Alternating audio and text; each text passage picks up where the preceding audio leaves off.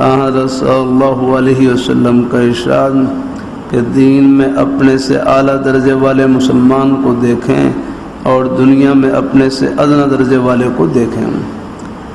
اللہ کے ذکر کی برکت سے ذاکر کو فرحت، چین اور سرور حاصل ہوگا۔ یہ اللہ تعالیٰ کی طرف سے قبولیت کی علامت ہے کہ وہ روح اور جسم دونوں کے پروگرام پر عمل کرے گا۔ اس لائن پر چلنے والے بڑے خوش و خرم نظر آتے ہیں۔ اگر ان سے پوچھا جائے تو کہتے ہیں اللہ تعالیٰ کا فضل ہے، دال روٹی مل رہی ہے۔ اس کے مقابلے میں وہ لوگ ہیں کہ جن کا پیٹ دوزخ بھرتا ہی نہیں، جن کے پیٹ کا دوزخ بڑھتا ہی نہیں۔ ان سے پوچھا جائے تو جواب دیں گے حل من مزید۔ پیٹ کا دوزخ اللہ کے نام سے بڑھتا ہے، اگر اللہ کا نام نہ ہو تو پھر پیٹ کسی چیز سے نہیں بڑھتا اور حل من مزید کی صدا دیتا رہتا ہے۔ حدیث شریف میں آتا ہے دوزخ پر اللہ اپنا قدم مبارک رکھیں گے تو پھر یہ کہے گی قط ختم، بس بس۔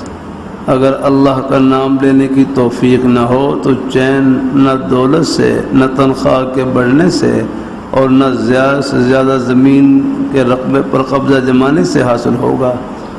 وَمَنْ أَعْرَضَ عَنْ ذِكْرِي فَإِنَّ لَهُ مَعِيشَةً ضَنْكًا۔ جو شخص میرے ذکر قرآن سے منہ موڑے گا اس کے لیے زندگی تنگ ہوگی۔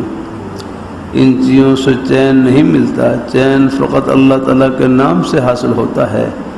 اطمینان اور چین کی زندگی حاصل کرنے کا ایک ہی طریقہ ہے کہ اس قسم کے اللہ ہیں کہ اس قسم کے اللہ کے بندوں کی صحبت اختیار کی جائے۔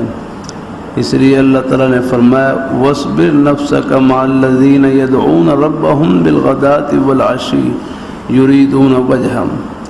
ترجمہ، پابند رکھ اپنے آپ کو نشست و برخاست میں ان لوگوں کے ساتھ جو صبح و شام اپنے پروردگار کو پکارتے ہیں اور اس کی رضا کے طالب ہیں۔ اللہم وفقنا لما تحب وترضى واجعل آخرتنا خیرا من الاولی۔ اللہ سب کو نصیب فرمائے۔